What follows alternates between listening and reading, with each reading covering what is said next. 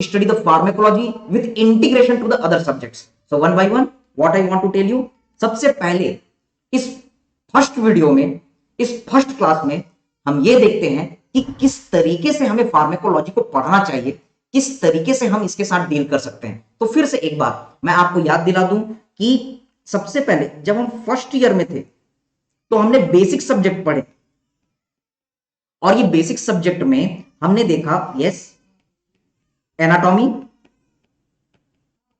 Physiology और इसके साथ में बायोकेमिस्ट्री। इन सारे सब्जेक्ट्स में हमने नॉर्मल यस स्ट्रक्चर को देखा, आपने नॉर्मल हार्ट देखा, आपने नॉर्मल ब्रेन देखा, आपने नॉर्मल किडनी देखी। फिजियोलॉजी में आपने इन सभी नॉर्मल चीजों के फंक्शन को स्टडी किया, all kind of the normal activity of the heart, brain, kidney, इन सारी चीजों को आपने लर्न किया। बायोकेमिस्ट्री में बायोकेमिकल लेवल पर एक सेल के अंदर नॉर्मल एक्टिविटी क्या चलती है, इन्हीं ब्रेन के अंदर, इसी हार्ट के अंदर, इसी किडनी के अंदर, ये सारी चीजें हमने मॉलिक्यूलर लेवल पे देखी। Getting the point? So this all the things we have observed at this basic subject. जब हम बेसिक सब्जेक्ट को लर्न कर लेते हैं तो अब हम इस स्टेज में हैं कि हम स्टडी कर सके, यस स्टडी अबाउट डिसीज, हम डिसीज के बारे में पढ़ सके, और ये study about the disease that is our pathology. तो हम ये ऑलरेडी लर्न कर चुके हैं। पैथो का मतलब होता है यस डिसीज, लॉजी वर्ड जो बना हुआ है वो लॉगस से बना हुआ है, yes that is derived by the logos, logos is study. So simply you can say the study of disease is known as pathology. तो जब आप डिसीज के बारे में जान जाते हैं तो इसके बाद हम इस लायक हो पाते हैं कि हम पढ़ें यस दवाइयों के बारे में, study about drugs, okay drugs, या फिर आप कह सकते हैं study about the medicine, okay जो बीमारियों को ठीक करती है। तो इसे हम कहते हैं yes our subject pharmacology.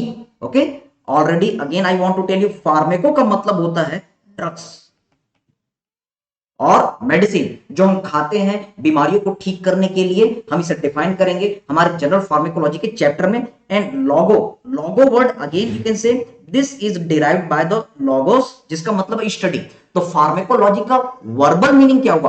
Pharmacology का मतलब हुआ yes study of the drugs, that is known as the pharmacology. तो ये दो चीजों को हमें पढ़नी है, और याद रखिए फार्मेकोलॉजी हम तभी अच्छे से कर पाएंगे जब हमें किसी भी बीमारी की प्रॉपर डिसीज किस तरीके से वो होती है, किस तरीके से प्रेसिपिटेट होती है, ये सारी चीजें हमें प्रॉपर बताओ। Getting the point? So this all the things you should know properly. Okay. Now we are going to study with this all the how to treat the patient. How to treat patient. Yes.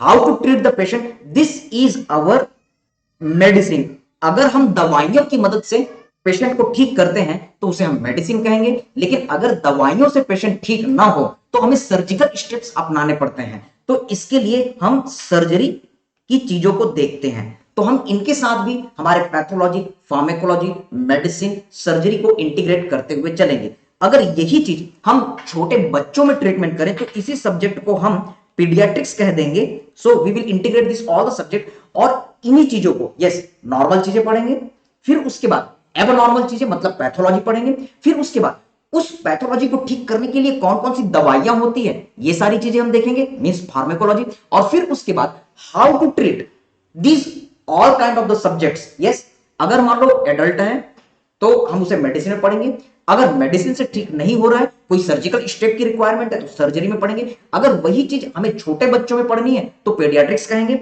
अगर वही चीज हम female में देख रहे हैं तो वो ऑब्स गायनी हो जाती है। So this all are the way how we can integrate, means at this platform we are going to study any kind of the subject with the anat, physio, biochem, ये normal चीजें हम देखेंगे।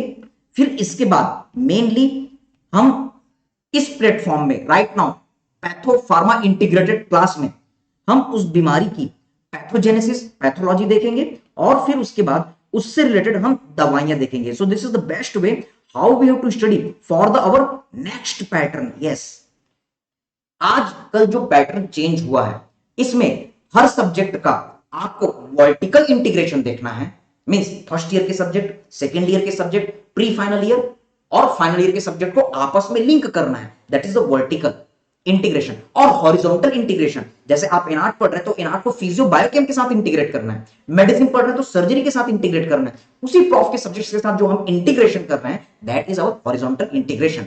तो इन सारी चीजों के साथ जो नया पैटर्न आया हुआ है वो हम इस प्लेटफॉर्म पे लर्न करेंगे, और हम यहां रुकेंगे नहीं, तुरंत इसके बाद हम ब्रीफ में इनका integration medicine, surgery, pedia, obs gynae के साथ भी करते हुए चलेंगे। So right now at this platform integrated pharmacology class, main approach we will concentrate over the pharmacology, and yes we will go through the line by line of the our standard textbook KD Tripathi. Also we will refer the our yes Goodman Gilman and Harrison where it will require. Okay, now what I want to tell you that during this all kind of the things one by one we are going to look also the our MCQs, this all the things. तो आज की इस पहली class में हम ये देख रहे हैं कि फार्मेकोलॉजी को हम किस तरीके से पढ़ें। सो यस डेफिनेटली कभी भी हम कोई चीज को लर्न करने जाते हैं तो सबसे पहले हमें बेटा पता होना चाहिए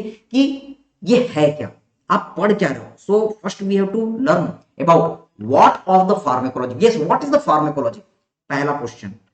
दूसरा क्वेश्चन, हम ये सब्जेक्ट आखिर क्यों पढ़ रहे हैं, यस डेफिनेटली पेशेंट को ट्रीट करने के लिए। और तीसरा क्वेश्चन, हाउ, हम इस सब्जेक्ट को किस तरीके से पढ़ें कि ये हमें लॉन्ग टर्म मेमोरी में याद रहे। Yes definitely pharmacology again it is a very complicated subject, okay, and I want to tell you that this book is very good book, लेकिन इसकी जो वर्ड्स हैं ये अक्सर हमें फंसा के रख देते हैं। ओके तो हम कई सारे इजी बुक्स भी हम रिफर करेंगे जहां से हम चीजों को ग्रैस्प कर सकें। जैसा कि आप सभी को पता होगा फार्मेकोलॉजी की एक बहुत ही अच्छी शानदार सी बुक है short and sweet, that is the Shanbhag. Okay तो वो हमें सब्जेक्ट्स को इजी बनाती है, लेकिन ये बुक हमें रेफर करना जरूरी है क्योंकि रेफरेंस के लिए आपको ये देखना ही पड़ेगा अगर मान लो आप कोई स्टैंडर्ड एग्जाम फेस कर रहे हैं। इसके अलावा जहां पर भी कंट्रोवर्सी क्रिएट हो तो वहां पर हमें गुडमैन गिलमैन और हैरिसन की जरूरत पड़ेगी, क्योंकि हर बुक में कुछ ना कुछ प्लस माइनस हो जाता है। Different book different author they are having little controversy, लेकिन एग्जाम्स में हमें टॉप लेवल की चीजों को